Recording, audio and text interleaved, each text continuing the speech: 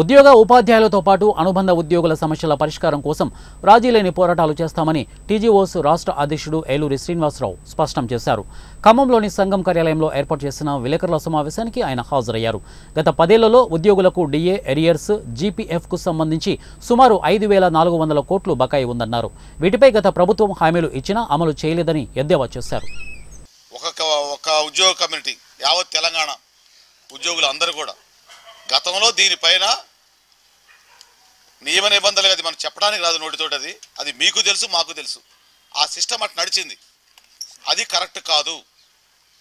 System ప్రకారం నడవాలి, అదే మేము కోరుకునేది. అది చెప్పడానికే ఈరోజు ఇక్కడ పెట్టి కార్యాచరణ జేఏసీ పునర్నిర్మాణం జరుగుతుందని మీకు ఆల్రెడీ చెప్పాం. పునరేకీకరణ జరుగుతుంది. జేఏసీ అయిన తర్వాత అన్ని సంఘాలు, ఉద్యోగులు, ఉపాధ్యాయులు, కార్మికులు, గెజిటెడ్ అధికారులు, పెన్షనర్స్, ముఖ్యంగా మాకు పెద్ద దిక్కు పెన్షనర్స్, వారు కింద ఉన్న అవుట్ సోర్సింగ్, టెంపరీ, కాంట్రాక్ట్ చాలామంది ఉన్నారు.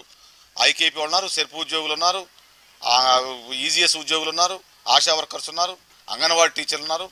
అందరినీ కలుపుకొనే అటు ఆర్టీసీ కార్మికులు ఉన్నారు.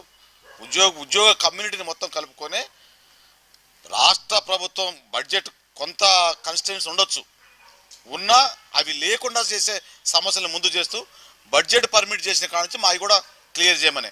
కానీ మాకు గత 10 సంవత్సరాలు జరిగింది ఏంటి?